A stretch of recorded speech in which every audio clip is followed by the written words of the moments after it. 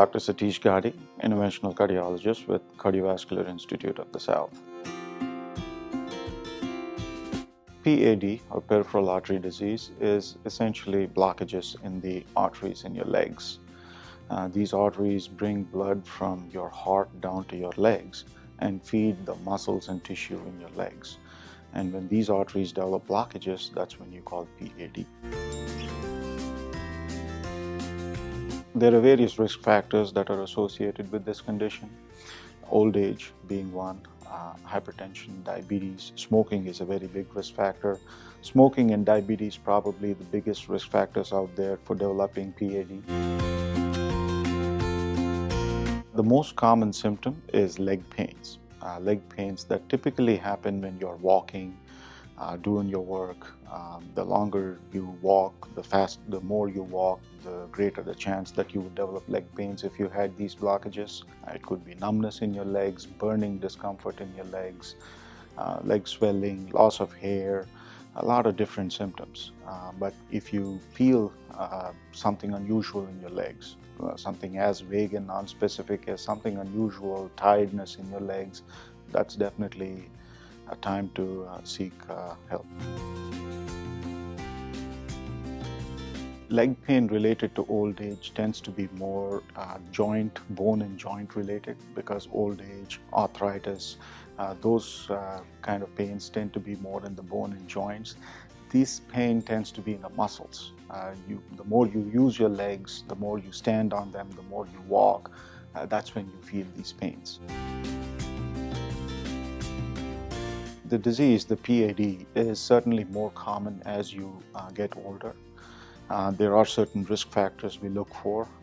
Everybody over the age of 65 can have PAD. It's very common in that age group. But if you're more middle age, as you around 50 to 60 years of age or so, if you also are a smoker, diabetes, those are the risk factors where we tend to look for this disease. It's a very easy diagnosis to make. It's a very simple test that we can do in the clinic. It all starts off with simple blood pressure checks on your legs.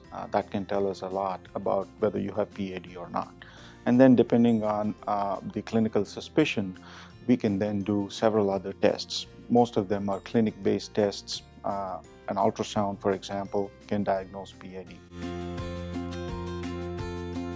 So the first and foremost is to control the underlying risk factors for PAD, making sure the patients stop their smoking, getting them enrolled in our smoking cessation program, helping them with their diabetes management, blood pressure management, weight loss, diet, and then beyond that, if the patient continues to have leg pains, we can definitely treat the PAD as well. And depending on how severe it is, where in the legs it is affecting, sometimes it can be very easily treated with a simple procedure. There's two main reasons why we really need to go after this disease.